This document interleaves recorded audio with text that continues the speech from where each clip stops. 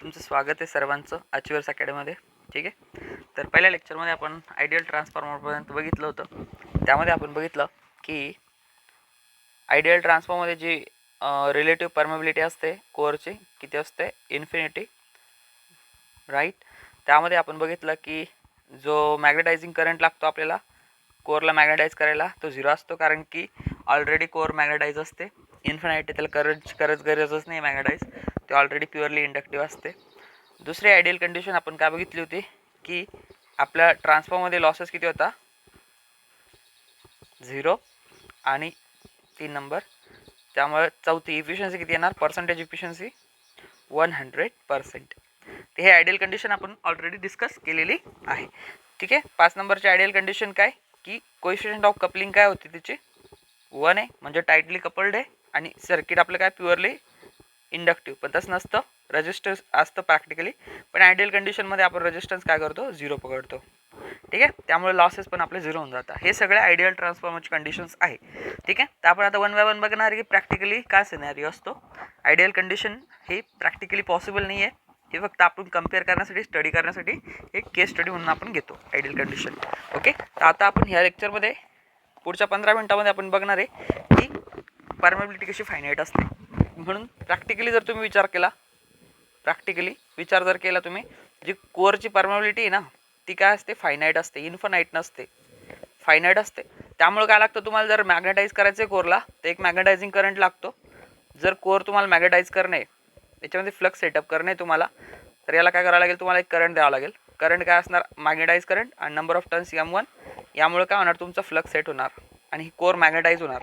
मॅग्नेटाईज in the sense काय होणार की एक मॅग्नेटिक एनर्जी कोअरमध्ये फ्लो होणार आणि त्या कोअरमध्ये काय होणार, फ्लक्स सेट झाल्यामुळं काय होणार, तुमचा EMF इंड्यूस होणार. प्रायमरी वाइंडिंगमध्ये सेल्फ इंड्यूस EMF आणि सेकंडरी वाइंडिंगमध्ये म्युच्युअल इंड्यूस EMF, आणि त्यानुसार व्होल्टेज लेवल चेंज होणार. जर तुम्ही सेकंडरीचे number of turns N2 greater than घेतले, N1 पेक्षा जास्त EMF तुमचा सेकंडरीमध्ये इंड्यूस होणार E1 पेक्षा, तर हा काय होणार, त्याच्यामध्ये स्टेप अप होणार तुमचा आहे ना, ट्रान्सफॉर्मर काय होणार, स्टेप अप. सिमिलरली तुम्ही जर N1 ग्रेटर घेतला N2 पेक्षा, तर तुमचा EMF प्रायमरीचा जास्त असणार, सेकंडरीला कमी होणार, तिकडून तुमचा स्टेप डाऊन होणार. ओके, पण यासाठी आपल्याला जर वर्किंग करायचं तर म्युच्युअल इंडक्टन्सची खूप गरज आहे. तर इथं तुम्हाला करंट फ्लो करावा लागेल, एक मॅग्नेटायझिंग करंट, आणि मॅग्नेटाईज केल्याच्या नंतरच तुमचा EMF इकडे इंड्यूस होणार आहे. या कोरला मॅग्नेटाईज करणं खूप गरजेचं आहे, आणि प्रॅक्टिकली हे ऑटोमॅटिक होणार नाही आहे. प्रॅक्टिकली तुम्हाला याला करंट द्यावंच लागेल है ना. तर पहिली जी आयडियल कंडिशन होती आपली, ही प्रॅक्टिकली इथे काय झाली तुमची, हे झाली तुमची प्रॅक्टिकली याला करंट लागणार. जे तुम्हाला मॅग्नेटायझिंग करंट 0 लागत होतं आयडियल कंडिशनमध्ये, प्रॅक्टिकली लागणार. मग तुम्ही म्हणणार सर एक आयडियल कंडिशनचा वापर कुठं होतो, तर आयडियल कंडिशनचा वापर कम्पेअर करण्यासाठी होतो ना. एका ट्रान्सफॉर्मरनं काय केलं, 1 अँपिअर करंट घेतला, एका ट्रान्सफॉर्मरनं मॅग्नेटाईज करण्यासाठी 2 अँपिअर करंट घेतला. मग हा 1 अँपिअरचा करेक्ट चांगला ट्रान्सफॉर्मर आहे का, तो आयडियलच्या क्लोज आहे. तर कम्पॅरिझन करण्यासाठी आपल्याला काय करता येतं, या आयडियल कंडिशनची यूज करता येतो, सिम्पल. तर आता मग आपण बघितलं की प्रॅक्टिकली ट्रान्सफॉर्मरला जर मॅग्नेटाईज करण्यात एक करंट लागणार आहे, आणि मॅग्नेटाईज कोण करतो, इंडक्टन्स फ्लक्स सेट करतो नेहमी.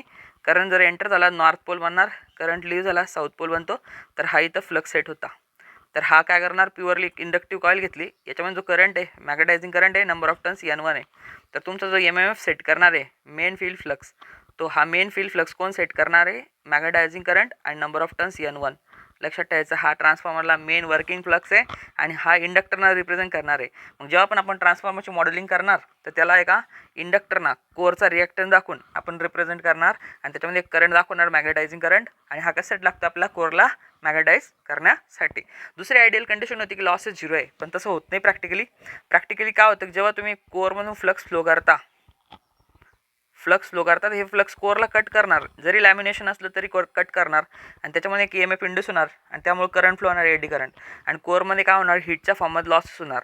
आता हीटच्या फॉर्ममध्ये लॉसेस करणारा एकच इलेमेंट रेजिस्टन्स.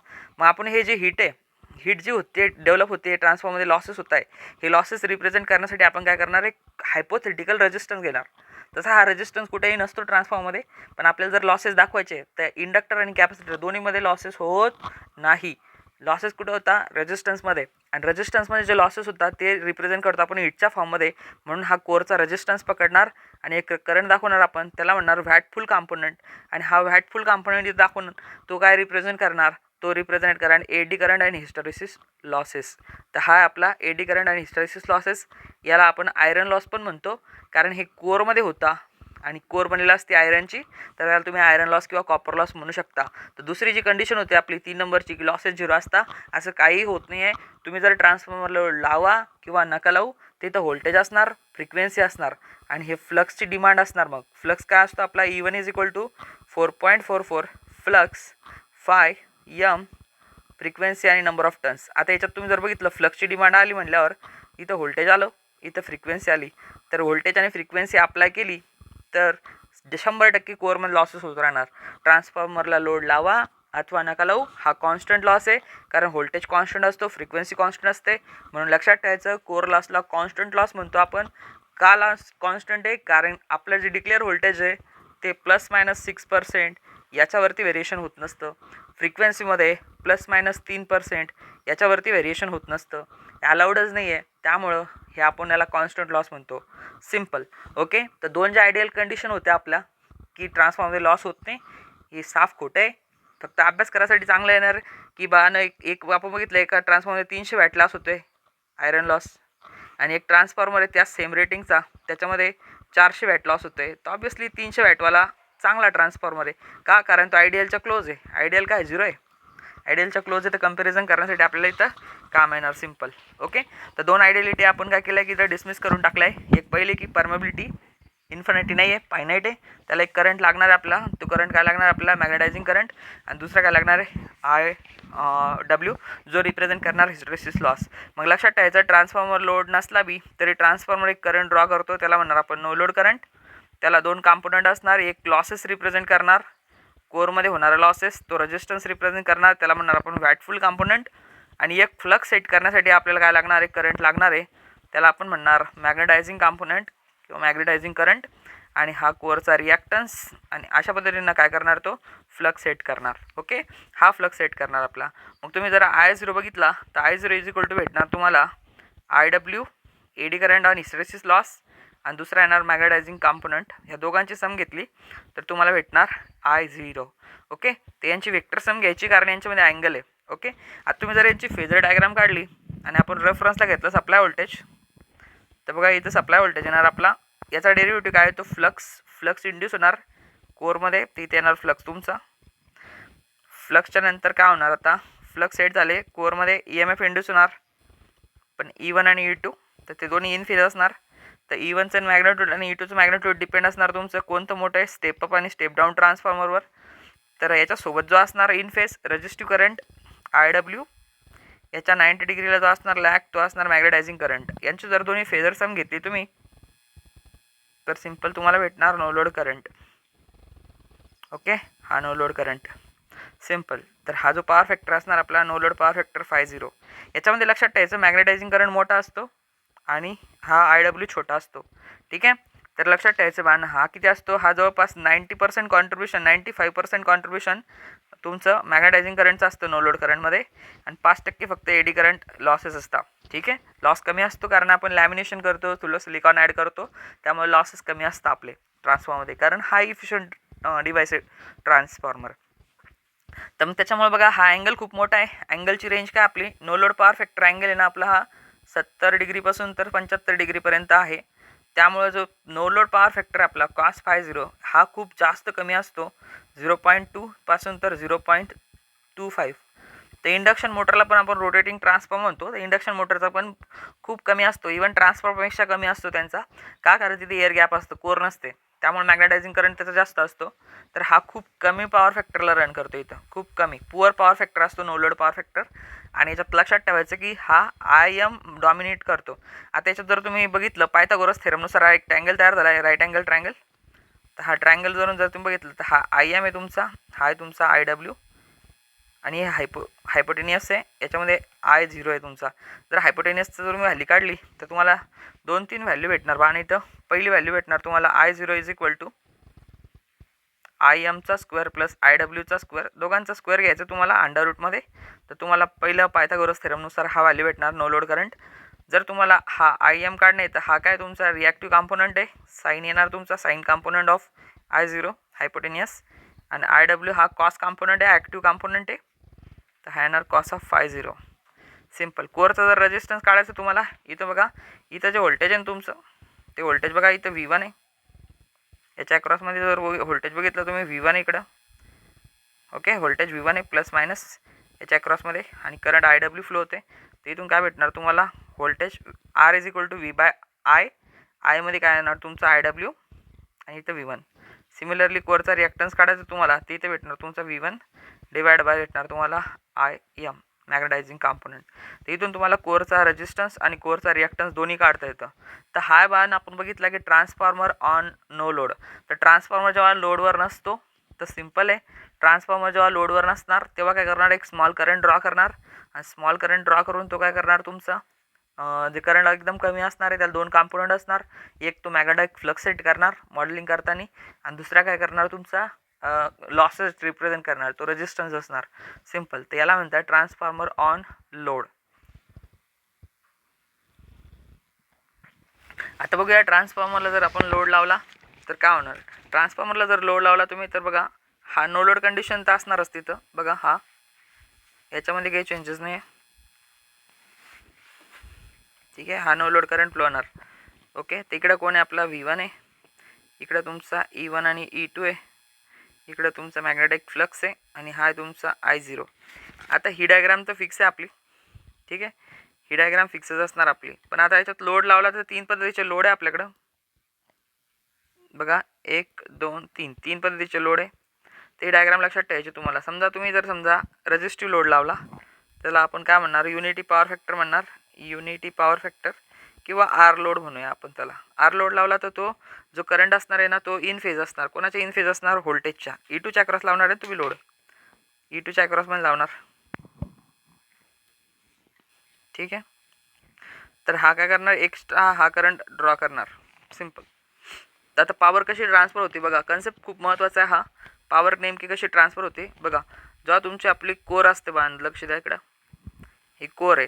तर आपला ट्रान्सफॉर्मर ना हा कॉन्स्टंट फ्रिक्वेन्सी डिव्हाइस आहे आणि कॉन्स्टंट फ्लक्स डिव्हाइस आहे. याच्यात फ्लक्स कॉन्स्टंट राहता. आता ही घेतली तुम्ही प्रायमरी वाइंडिंग, हा रेजिस्टन्स, इंडक्टन्स, आणि हे नो लोड ब्रँच आहे, ठीक आहे. हा तुमचा काय कोणता करंट आहे, हा I0, right.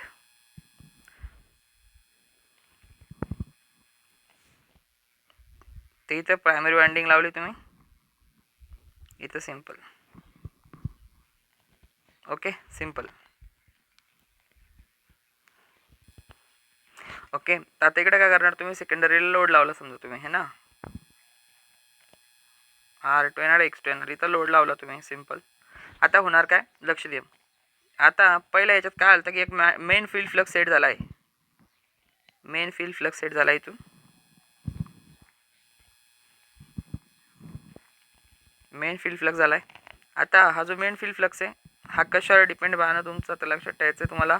Number of turns त्याच्यात प्रायमरीज आहे, आणि हा मॅग्नेटायझिंग कॉम्पोनंट आहे, मॅग्नेटायझिंग करंट. तर हा मेन फील्ड फ्लक्स आहे, हा कधी कॉन्स्टंट राहणार. मग आता जेव्हा तुम्ही लोड लावणार तर काय होणार, इथं I2 करंट फ्लो होणार, इथं नंबर ऑफ टर्न्स N2 आहेत, एक MMF सेट होणार तुमचा, मॅग्नेटोमोटिव्ह फोर्स, हा सेकंडरीचा असणार. तर काय मॅग्नेटिव्हिटी त्याचं N2 आणि I2. तर हा MMF काय असणार, आपल्या करंटला अपोज करणार, कारण याची करंट बघा आउटगोईंग करंट आहे, याचा इनकमिंग करंट आहे ना. तर हा असं सेट झाला आहे ना तुमचा मेन फील्ड फ्लक्स. तर हा φ2 ना ह्या डायरेक्शनला सेट होणार, φ2चं काय मॅग्नेट्यूड आहे तुमचं N2 I2.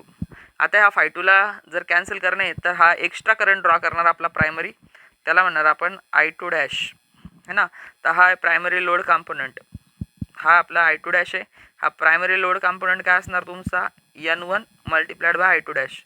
तर हा कशासाठी तुमचा, हा लोड कॅरी करण्यासाठी आहे. कारण बेसिकली हा जो लोड आहे ना, हा लोडला लागणारा करंट आहे ना प्रायमरी कोणच येणार आहे, याला एकच सोर्स आहे. म्हणून ट्रान्सफॉर्मर सिंगली एक्साइटेड असतो.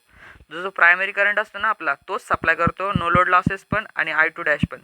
याला जाणारा करंट आहे ना हा इकडूनच येतो. पण आपल्या याच्यामध्ये कसं आहे ना, मॅग्नेटिकली कपलिंग आहे आणि इलेक्ट्रिक आयसोलेशन आहे. हे सर्किट वेगळं आहे, हे सर्किट वेगळं आहे. म्हणून याला काय करतं, फ्लक्सना कम्युनिकेशन होते यांच्यात. आता याला जर काही पॉवर लागली तर पॉवर डिमांड कशाच्या फॉर्ममध्ये करणार, हे φ2च्या फ्लक्सच्या फॉर्ममध्ये डिमांड करणार. मग हे एक्स्ट्रा करंट ड्रॉ करून इकडून फ्लक्स फुलफिल करणार, फ्लक्स देणार याला. तर हे φ2 डॅश असणार, हे दोन्ही फ्लक्स एकमेकाला कॅन्सल करणार आणि सर्किटमध्ये एकच फ्लक्स राहणार, मेन फील्ड फ्लक्स कॉन्स्टंट. तर लक्षात ठेवायचं पॉवर कशी ट्रान्सफर होते तुमची, ही MMFच्या फॉर्मॅटमध्ये पॉवर ट्रान्सफर होते. जे पण डिमांड लागणार सेकंडरीला तो काय करणार, जेव्हा करंट वाढणार तेव्हा याचा MMF वाढणार, फाय2 वाढणार, फाय2 वाढला की मग फाय2 डॅश पण वाढणार, फाय2 डॅश वाढला की ऑटोमॅटिक I2 डॅश आणि N1 हा I2 वाढणार तुमचा. ठीक आहे. तर आता हा I2 डॅशचं जर मॅग्नेट्यूड काढणं आहे तुम्हाला तर काय असतं N1 I2 multiplied by N2. तर I2 डॅश काय येणार तुमचा, I2 dash is equal to N2 divide by N1 multiplied by I2. तर हा काय असतो तुमचा transformation ratio K I2. Simple हा फॉर्म्युला याचा. तर लक्षात ठेवायचं बाण तुम्हाला अशा पद्धतीने ट्रान्सफॉर्मरमध्ये लोड ट्रान्सफर होणार. तर याची डायरेक्शन लक्षात ठेवायची फक्त I2ची डायरेक्शन आउटगोईंग आणि I2 सेम मॅग्नेट्यूड Kच्या मल्टिप्लाय करून K कॉन्स्टंट आहे तर डायरेक्टली ऑप्शन याला I2ला. तर सिम्पल लक्षात ठेवायचं बाण. ओके. तर इथं जर लोड लावला आपण तर लक्ष द्या, आता इथं जर तुम्ही हा लोड लावला I2 तर लगेच I2 डॅश फ्लो होणार इकडून. आणि हे दोघांची जर फेजर सम घेतली तुम्ही तर तुम्हाला इथून भेटणार I1 करंट, प्रायमरी करंटला दोन कॉम्पोनंट आहे, load component of primary side plus बाण इकडं I0. सिम्पल. आता तसंच इकडं जर तुम्ही लोड लावला, लॅगिंग लोड लावला तर बघा इकडं लॅगिंग लोड असणार आणि हाच करंट इकडं फ्लो होणार वरतून, आहे ना. सिम्पल आहे. ओके. तर हा कोण झाला तुमचा I2 आणि हा कोण झाला तुमचा I2 डॅश. हा अँगल आणि हा अँगल सेम असणार फाय2. ठीक आहे. आणि ह्या दोघांची जर फेजर सम घेतली तुम्ही तर तुम्हाला कोणता करंट भेटणार, I1 करंट भेटणार तुम्हाला. जर लिडिंग लावलं तर काही प्रॉब्लेम नाही ना. सिम्पल आहे. हा याच्या अपोजिट असणार, बरोबर आहे की नाही. हा जर तुमचा I2 आहे तर हा असणार तुमचा I2 डॅश. याची फेजर सम घेतली तुम्ही, याच्या पॅरलल रेश ओढायची आणि याच्या पॅरलल एक ओढायचे, तुम्हाला इथून भेटणार I1 डॅश. पूर्ण टोटल प्रायमरी करंट तुम्हाला इथून भेटणार. तर हा लोड आहे तुमचा युनिटी पॉवर फॅक्टर किंवा R लोड, रेजिस्टिव्ह लोड. हा लॅगिंग पॉवर फॅक्टर आहे आपला. लॅगिंग पॉवर फॅक्टर म्हणजे इंडक्टिव्ह लोड L लोड आणि हा कॅपॅसिटिव्ह लोड आहे किंवा लिडिंग पॉवर फॅक्टर आहे. सॉरी, हा तुमचा मी उलटं लिहिलं आहे थोडंसं. हा लिडिंग असणार कारण की हा करंट लीड करतोय, हा लॅगिंग असणार इथं. ठीक आहे. तर अशा पद्धतीने तुम्ही काय करता, ट्रान्सफॉर्मर ऑन लोड करता. तर सिम्पल आहे. ट्रान्सफॉर्मरमध्ये जर तुम्ही लोड लावला काय होणार, प्रायमरीमध्ये एक्स्ट्रा ॲडिशनल करंट ड्रॉ करणार प्रायमरी, कारण की सेकंडरीकडून डिमांड येणार MMFच्या फॉर्ममध्ये आणि ती फुलफिल करण्यासाठी. तर इथं पण दिसतंय तुम्हाला बघा, हा आपला मेन फील्ड फ्लक्स आहे आणि इकडून जेव्हा तुम्ही लोड लावता तर I2 करंट फ्लो होतं. तर I2 काय करतो, एक फाय2 फ्लक्स मेन फील्ड फ्लक्सला वीक करायसाठी पाठवतो आणि त्याच्यामुळे त्याला फुलफिल करायचं की याच्याकडे पॉवर भरपूर आहे. मग हा काय करणार, एक्स्ट्रा पॉवर पाठवणार I2 डॅश आणि N1च्या फॉर्ममध्ये. आणि हे काय असणार तुमचे I2 मल्टिप्लाइड बाय N2 ह्या MMFच्या इक्वल असणार. तर सिम्पल अशा पद्धतीने आपली पॉवर ट्रान्सफर होत राहते. याच्यामध्ये अशी कपलिंग असते, मॅग्नेटिक कपलिंग. सिम्पल. ओके. तर आजच्या लेक्चरमध्ये हे शिकलो आपण की ट्रान्सफॉर्मर नो लोड असला तर काय करतो आणि ट्रान्सफॉर्मर लोडेड असल्यावर त्याचा बिहेवियर काय असतो, ट्रान्सफॉर्मर ऑन नो लोड आणि ट्रान्सफॉर्मर ॲट फुल लोड. पुढच्या लेक्चरमध्ये बघूया आपण बाकीचे अजून आयडियलिटीज, ज्यामध्ये रेजिस्टन्स आपण कनेक्ट करतो. कारण की रेजिस्टन्स आपण पहिलं सांगितलं होतं की 0 आहे, पण वाइंडिंगला रेजिस्टन्स असतो, त्यामुळे काय होतं थोडासा ड्रॉप होतो आणि पॉवर लॉस पण होतो. पुढच्या लेक्चरमध्ये कवर करूया आपण वाइंडिंगचा रेजिस्टन्स प्रायमरीला रेफर केल्यावर काय व्हॅल्यू येते, सेकंडरी जर रेफर केले तर काय व्हॅल्यू येते, ते आपण पुढच्या लेक्चरमध्ये बघणार आहे. थँक्यू.